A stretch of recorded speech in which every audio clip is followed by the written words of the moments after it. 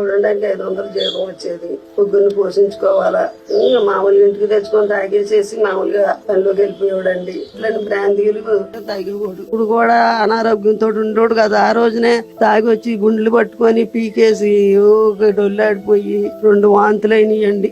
జిగురుగా కళ్ళు కనపడలేదండి. మంచినీళ్ళు ఎత్తుంటే తడుముకున్నాడండి. తడుముకుంటే ఏంటి అలా తడుముకుంటున్నాను ముఖం ఇంకా చూశాను. ఏడ్చాడు. కంగారు పడుకో అని గుండెలు పట్టుకొని కిందకి పైకి రుద్దుకున్నాడండి. జెండుబా రాసానండి. ఇంకా ఎక్కువైపోయిందండి. ఇంకా పిల్లలు ఏడవా నేను ఏడవండి. వచ్చి బయట కుర్చీలో కూర్చున్నాడు. కుర్చీ వేయమంటే కుర్చీ వేసానండి. కూర్చున్నాడు. అలా పడిపోయాడండి. పడిపోవడంతో గుడ్లు వెళ్ళొచ్చేసి మాటలేని మనిషిని తీసుకెళ్లి మంచం పడికెత్తే పేడం పోయిందండి. ఆర్ఎంపీ డాక్టర్లు కాకెత్తే లేదమ్మా లాభలేదు హాస్పిటల్ అని అన్నాడు.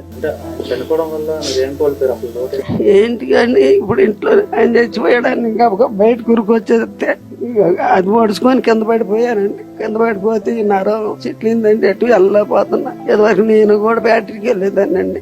ఇక ఆయన వెళ్ళిపోయిన కాడ నుంచి 5 కేజీలు బియ్యం ఇస్తున్నారు. ఎటు చాలతలేదండి పిల్లలకి. నాకు జగన్ గారి గెలిచిన కాడ నుంచి అండి.